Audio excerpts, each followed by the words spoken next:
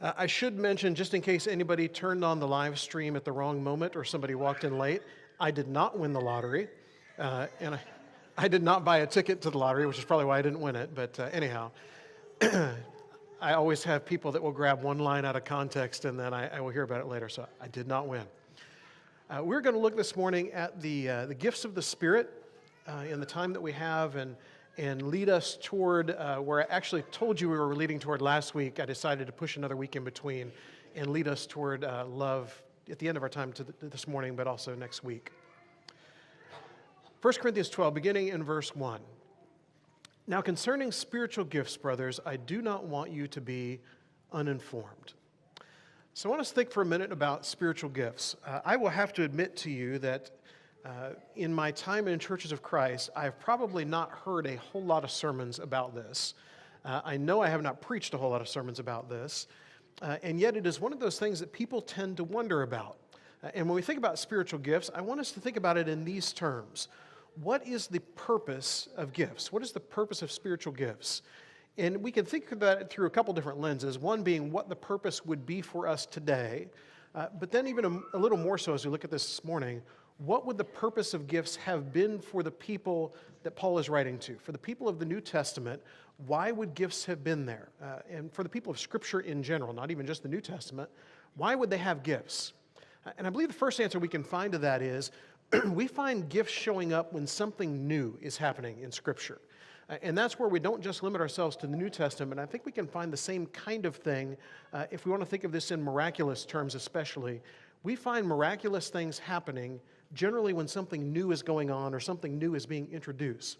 So think back in your Bibles with me for just a minute. Think of, in Exodus 4, God comes to Moses back in chapter 3 in the burning bush, and he has this bush there, it's not burning out, the voice is coming from it, and wants Moses to go lead his people out of slavery. And then in chapters 3 and 4, we have Moses giving all kinds of excuses as to why this shouldn't happen or why it should be somebody else. He's not equipped for it. Who is he going to say sent him? All of these different things. And then in chapter 4, what you find is God giving Moses the opportunity for a sign. Here's a thing that you can show them to prove that you are who you say you are, that you've been sent by the one who you're saying sent you. And so here is something miraculous you can do. And I think it's kind of a parallel to what we see of spiritual gifts in the New Testament. When there is something new going on, when something needs to be proven, verified, drawn attention to it, we see miraculous things happening. With Moses, we see the staff and all of those things going on. We'll see different things in the New Testament. Secondly, I want you to think of Elijah. Elijah on Mount Carmel, he's there with the prophets of Baal, and there is this time where there is the need to prove God's power over the power of these other prophets, over the power of these other gods. And so you will remember, probably from Bible class or VBS somewhere along the way, that Elijah has this altar there, and the prophets of Baal have their altar, and they're calling to their God to burn the sacrifice on their altar, and of course, nothing happens because their God is not real. And Elijah sets things up in a much more difficult way where there's the water around the altar and everything is doused with water. He calls down fire from heaven, and sure enough, God provides this fire that burns up the sacrifice. And there is this moment where there is a clear victory of God over everything else.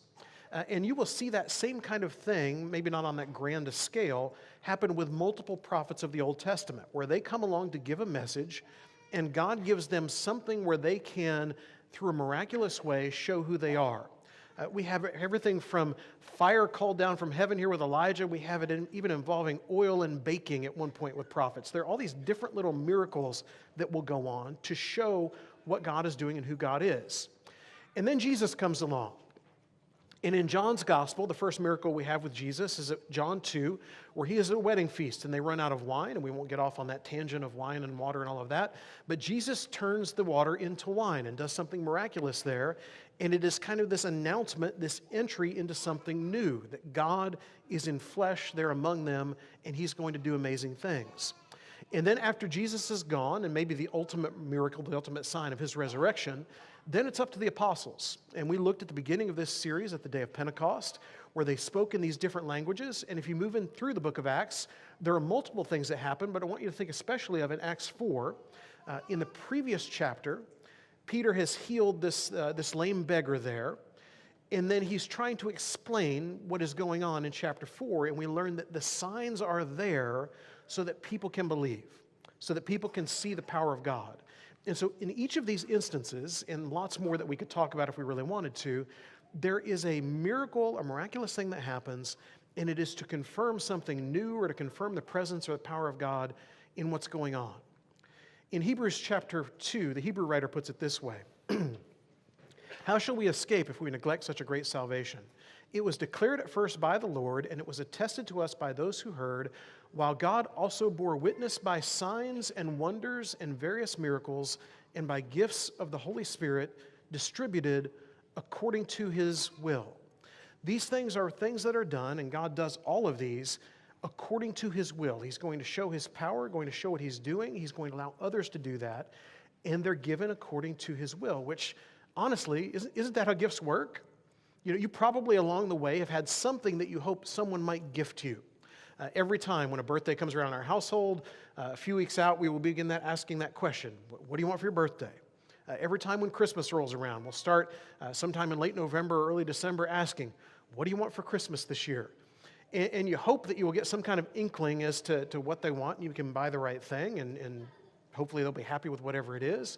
And if you're on the other side of it, especially when you're younger, you probably have asked for things a few times along the way that are a little bit above the scale of what the gift giver can give to you. You have wanted something big. I remember dropping hints about cars along the way when I was younger. I knew good and well nobody was going to buy me a car, and yet, man, it'd be nice to have a car, wouldn't it? And when time came around for whatever the gift giving was, I didn't anticipate that there would be a car. It's up to the gift giver what they're going to give. And so God is giving these gifts out according to his will. So when we look at this list of things that are gifts here in 1 Corinthians 12, we can't decide, okay, I want that one, and that one, and that one, and that one, and this is what I'm going to have as gifts, spiritual gifts from God. God decides where the gifts are given, and more so what the gifts are used for there in the New Testament days. So in verse 4, back in chapter 12, now there are varieties of gifts, but the same Spirit, and there are varieties of service, but the same Lord, and there are varieties of activities, but it is the same God who empowers them all in everyone. So we have gifts and service and activities that we're going to see here in chapter 12.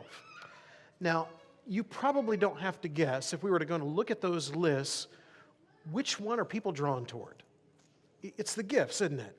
It's something that is miraculous, unexplainable, something that we want to be able to do. And maybe the question that should come with that, as we're thinking about the purpose of gifts and how God used them, is what would our purpose be if we wanted these things? What is it we're driving toward? What do we want? And oftentimes, I think the reasoning behind these things is a little more about us than God sometimes. We're so focused in on the thing that we want. Generally, we don't move to service first, do we? God has provided these ways to serve, and we don't often think, well, I wish I could just find another way to serve. We think, wouldn't it be neat if I had this gift, or could witness this gift, or this gift? But yet God has given all three of these kinds of things. To each is given the manifestation of the Spirit for the common good. So here's another purpose we can see in it, the common good. The purpose of the gifts is not to see, well, look at the things they can do. It's not to see, look at how holy they must be or how righteous they must be to be able to do these things. These things are done to announce something new, and they are done for the common good.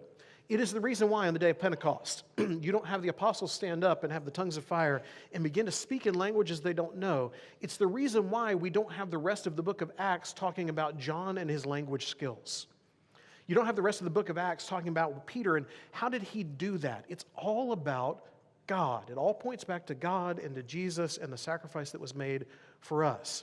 And so we see here that it's not just for the power of things, not just for the miracle, but it's also for the common good.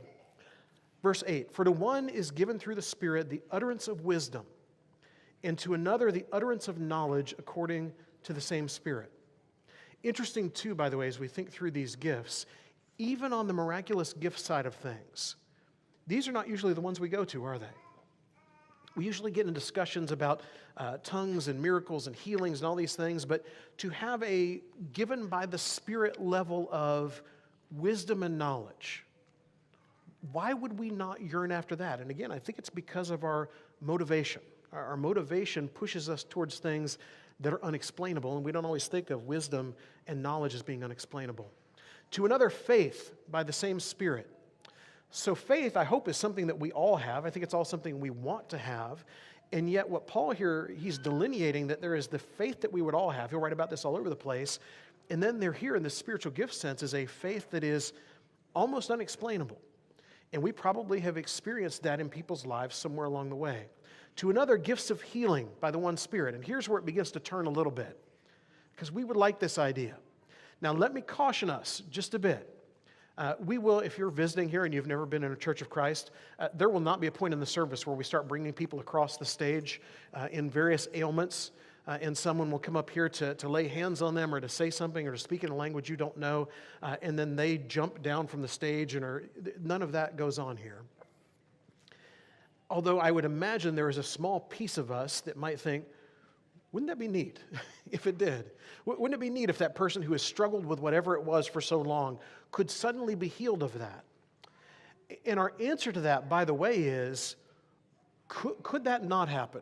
Let's all get uncomfortable together here for just a minute. If we look at James chapter 5, and James, the brother of Jesus, tells us that the prayer of a righteous man is powerful and effective, then does that not mean to us that if we are to pray for something, there is a possibility that something can happen? I would imagine we have all prayed for someone who has an ailment of one kind or another, and our prayer is earnest that that person will be healed. And I will tell you, every now and then you will hear a story like that, won't you? It is generally not the undeniable, miraculous kind, but you'll hear a lot of unexplainable. You'll hear a lot of things about a scan that showed one thing, and then a scan that shows nothing later. And I think we can probably attribute some of that to the work of God, more so than a bad scan or something like that, in the work of the Spirit in our world. And yet it doesn't take on the form necessarily we would picture. And so I don't want us to go so far beyond the God can't do supernatural things because we're not in New Testament days. I don't think that's what's being taught here, but at the same time, there is definitely a difference in the gifts we see in the New Testament and what we see today. And again, that's because of the purpose that was served. There was something new going on here. And even the apostles in Acts 4 and the rest of the book of Acts, the new thing that is going on is the introduction of the church, this new generation of people that's going to move things forward. And there really has not been a whole lot of new since then as far as how we do things. To another, the working of miracles. And to another, prophecy. And to another, the ability to distinguish between spirits. And to another, various kinds of tongues. And to another, the interpretation of tongues. And tongues, by the way, is the next place we tend to get a little bit sidetracked, because there are groups that practice this nowadays. There are groups that don't know what to do with that. And we in Churches of Christ do not believe this is something that still occurs, this idea of tongues. And we have a couple reasons for that, by the way. One being, it served that purpose, especially at Pentecost and maybe a little bit after, as far as communication goes. Now, nowadays, we've got that covered pretty well, don't we? We have translators. We even have, you could pull your phone out if you've never used this before, and you have a thing on there called Google Translate, and you can hit a button and you can speak in your language, and it will tell you what that is in another language, and you have the ability then to communicate. It's not always perfect, but it does pretty well.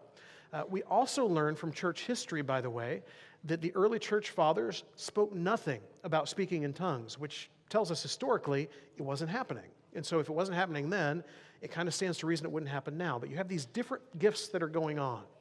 All of these are empowered by one and the same Spirit, who apportions to each one individually as He wills. And again, that's how gifts work, isn't it? It's the gift giver and how they want to go about giving these gifts. It is as He wills. And so if God has not come in and given us these miraculous things to do, that is the will of God, to do things in that way.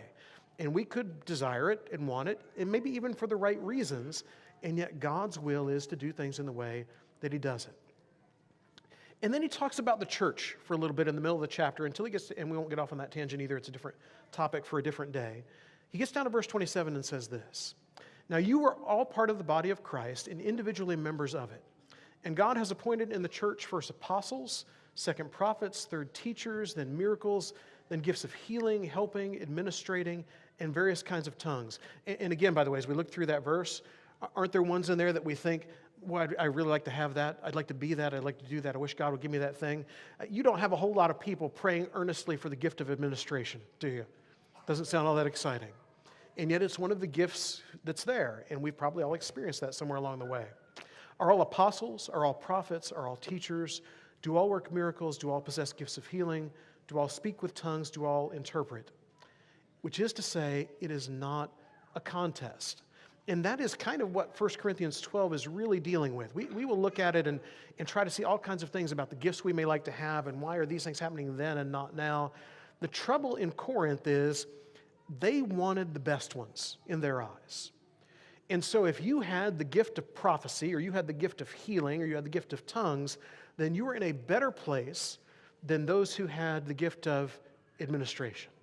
Just wasn't all that exciting, at least in their eyes. But here's what we learn about in the eyes of God. All of those things are important.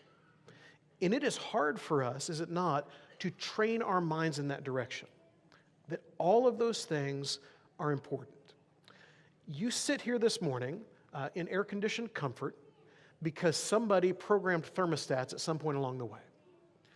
You sit in here having had trays go by you with stuff inside those trays because somebody filled those trays up.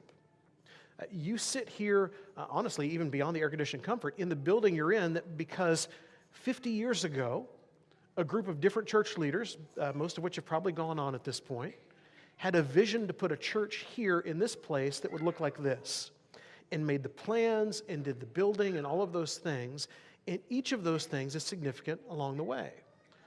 You have all of the things that you have as a church family because somebody has put work in all of those things. And oftentimes we will think, well, who's the most important? It's the guy with the microphone. It's the one who leads the songs. It's the people whose names are on the bulletin. It's all. And God would say, each of us has something. And when we can begin to gear our minds in that direction, then 1 Corinthians 12 makes a little more sense to us. We shouldn't be looking at, I want to be able to do this and this and this, but to understand God gives to you as He wills. And so that says that the gifts that you currently have right now, God has given them to you for purpose. God has given you the abilities you have, the gifts you have, the temperament, all of those things for purpose. Sometimes we need to better ourselves in those things, but oftentimes there's something there that we're just not finding to use in the way that God would have us use. But earnestly desire the higher gifts, and I will show you a still more excellent way. So if we think back through chapter 12, maybe I should have asked you this question at the beginning as we looked at that list of gifts. What are the higher gifts? You've got that whole list there of prophecy and knowledge and wisdom and speaking in tongues and miracles and healing and all that. What are the higher gifts? And I would imagine if we're going to be honest with ourselves, if we were to sit down with a list and rank them on a Likert scale or something like that, well, number one, wouldn't that have to be something like either healings or maybe speaking in tongues or miracles in general? And then we gradually begin to work our way down the list. So if Paul says, desire the higher ones, and then I'm going to show you a more excellent way, what do you expect to find next? What is the next verse going to talk about? Is it going to be how do we find this gift of healing? How do we find the ability to speak in tongues? If I haven't done this, what am I missing along the way? And instead, Paul says this, if I speak in tongues of men and of angels, but have not love, I am a noisy gong or a clanging cymbal. And if I have prophetic powers and understand all mysteries and all knowledge, and if I have all faith so as to remove mountains, but I have not love, I am nothing. If I give away all I have, and if I deliver up my body to be burned, but have not love, I gain nothing. If I don't have love, there's nothing. We are nothing without love. Let me tell you about the more excellent way. Desire the higher gifts, and then it's love. What if, instead of worrying about the miraculous things, what if instead of worrying about tongues and miracles and healings and all of that stuff and trying to figure out exactly what all of that means, what if we had that same level of drive toward love? What if love were the thing that we prayed to God, give me a supernatural, miraculous, spirit-filled ability to love others? How different would that be? Because again, think about the purposes of gifts. It's a new thing. If we loved in that way, by the way, I think that might be a new thing for church. I hate to say that. It shouldn't be a new thing. But I think if churches in general began to love in that way, that'd probably be a new thing. And secondly, what's it for? It's the common good. If we all loved one another and loved our neighbor in that way, could there be a more good thing in our world, in our church, than that? It is the best thing that we could hope for. So this morning, if you have not experienced love like that, it's probably because we have lost focus somewhere along the way.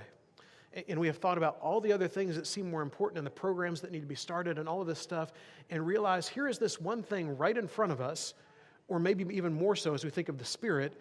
Here is this one thing that the Spirit is within us to do, to show love to us and to those around us, and we've missed it.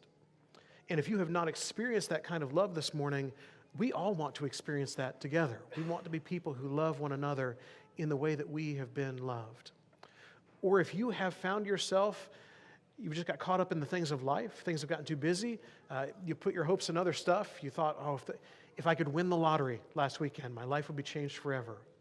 There is one way to change your life forever, and it's through relationship with Him.